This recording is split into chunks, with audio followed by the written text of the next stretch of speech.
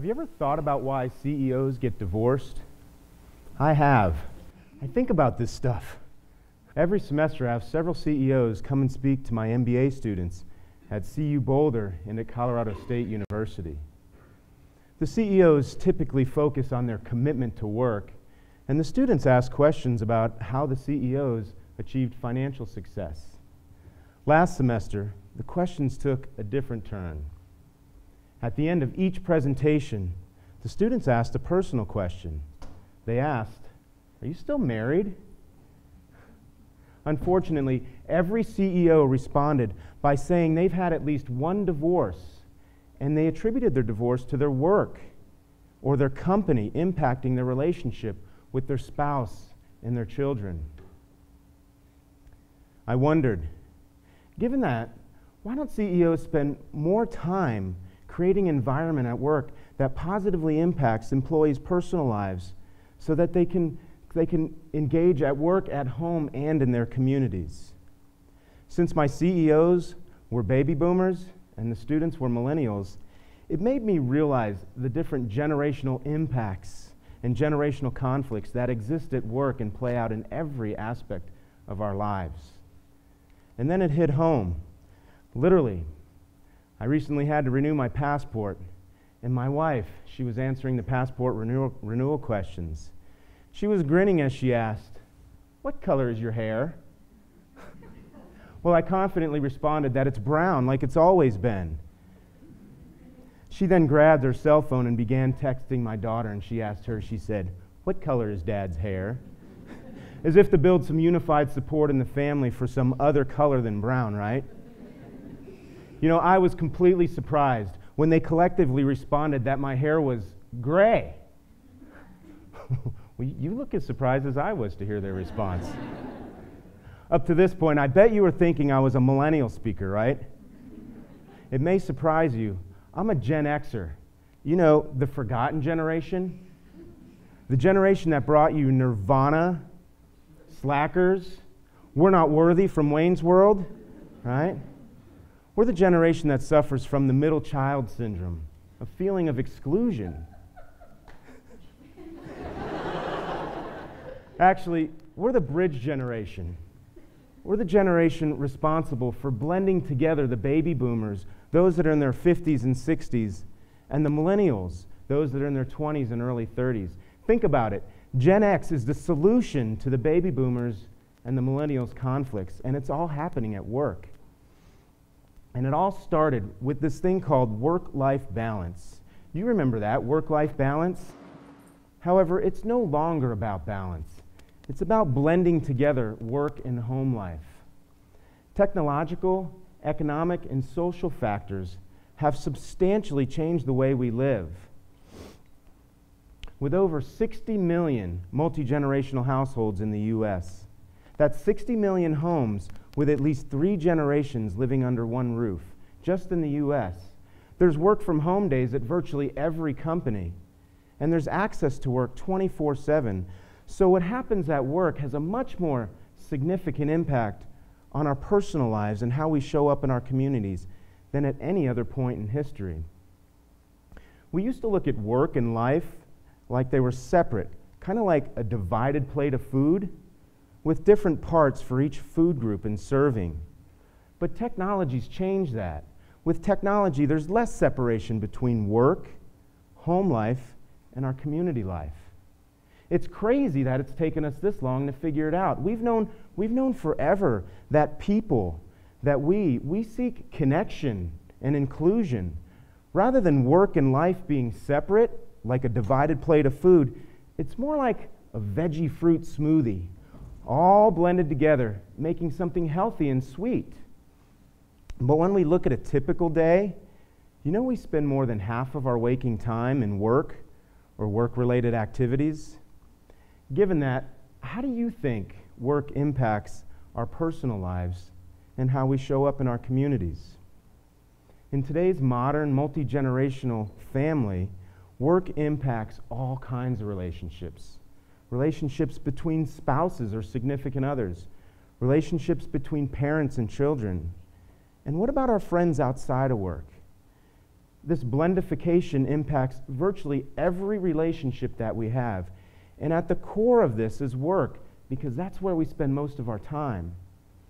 So workplace environments are the platform to positively impact employees' personal lives so that they in turn positively impact their communities. This connection between work and life, it made me think about when I was growing up. Every night at dinner, my mom would talk about her workday, and it wasn't always nice. Even now, I remember her boss, Jean, and how Jean unknowingly played a role in raising me. If Jean was happy at work that day, my mom was happy at dinner.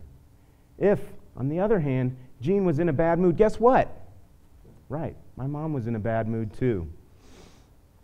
This impacted much more than a sporadic dinner conversation.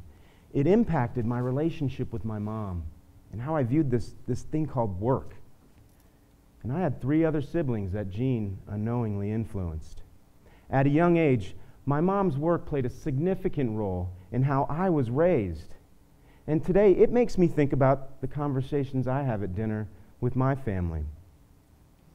You know, there's a lot of research out there supporting how moods impact relationships and interactions.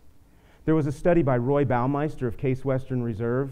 In the study, the researchers placed a plate of freshly baked, warm, steaming hot chocolate chip cookies next to a bowl of radishes. And they asked half of the subjects to eat the radishes and ignore the cookies, and the other half just to eat the cookies. At the end of that, they asked all of the subjects to solve an impossible puzzle. The researchers then stepped behind and watched through one of those looking glass mirrors, and they sat there and observed, and you know what they saw? They saw the cookie eaters. They looked relaxed. One of them tried a straightforward approach. She hit a roadblock and tried again and again and again. The cookie eaters, they just kept trying. The radish eaters, on the other hand, they looked completely different. They muttered as they worked. They barked at the researchers. Some of them got frustrated and just put their heads down on the table and simply gave up. On average, the radish eaters gave up 60% sooner than the cookie eaters. Essentially, what this means is that the radish eaters had some pent-up frustration from avoiding the cookies that impacted their ability to stay patient and positive in something completely unrelated, like solving a puzzle. Of course, the unofficial results of this are that we should all eat cookies all the time, right? That's my interpretation anyway. Seriously, when connected to the workplace and home life, this study indicates that a stressful, unfulfilling work environment affects our ability to remain patient and positive in other unrelated situations, like our home life. Remember what the CEO said to my students? You remember what they said? They said that their work life or their company negatively impacted their relationships with their spouse and their children. Of course, the opposite of this is true too. An engaging, fulfilling work environment has the power to impact much more than the company's bottom line. Since we spend most of our time at work, the workplace culture is the spark that kicks off a complementary cycle of positive community impacts. This takes me back to a conversation I had, a conversation with a CEO. He told me that he read a book about employee engagement. And he said that if he improved his company's employee engagement, he would improve his company's culture. And then he set out on a mission to improve his company's employee engagement. As I spoke with him, I realized that he was only focused on what happens at work.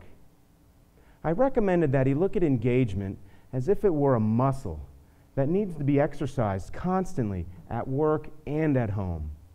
The blendification of these two areas would actually create more repetitions, turning a workplace skill into a 24/7 habit. I mentioned that there's this process, a process I call GREAT. It's a process where employees at every level of the organization can participate. They can take what they learn as far as engagement and actually use those skills to help build communities. I told him that if he started taking this on, he could watch his greatness spread throughout the company and into the community. But that was really just my way of catering to his ego. You have to do that sometimes, right? Actually, the word GREAT is an acronym. It's an acronym for the following 5 steps. First, greatness. We need to look at people differently. We need to view everyone as if they have a spark of greatness inside, something positive inside that's waiting for us to find. And then we need to take responsibility. It's my responsibility to not only find their spark of greatness, but to ignite it in virtually every communication that we have. And then we need to avoid extinguishing the spark. And we extinguish sparks through negative emotions and criticisms. That will surely put out someone's spark. Next, we need to apply fuel to the spark. And we do that by providing encouragement, empowerment, and direction. That will make sure that it takes off. And then finally, we need to teach ourselves. We need to teach ourselves, not others, how to sit back, watch, listen, and learn as their success spreads like a wildfire throughout the company, into their home life, and throughout the communities. As he personally adopted these steps, others followed. The company began to experience lower turnover, higher loyalty, and stronger financial success. But there was a greater impact. As others followed his lead, not only did they become more engaged employees, they became more engaged husbands and wives, moms and dads, and they became more active in their communities. The growth extended far beyond the walls of this company. In this case, the blendification of work and life was the path for one small company to make a significant impact on its community. So we need to embrace this blendification of work and life.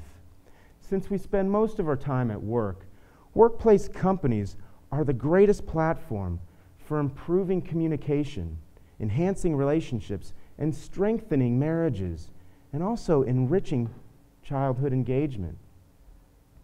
And workplace companies can accomplish the almost impossible task of blending together and uniting baby boomers and millennials. Now that would be worth it, wouldn't it? So in today's technology-driven, multi-generational world, the blendification of work and life is the spark that will build our community.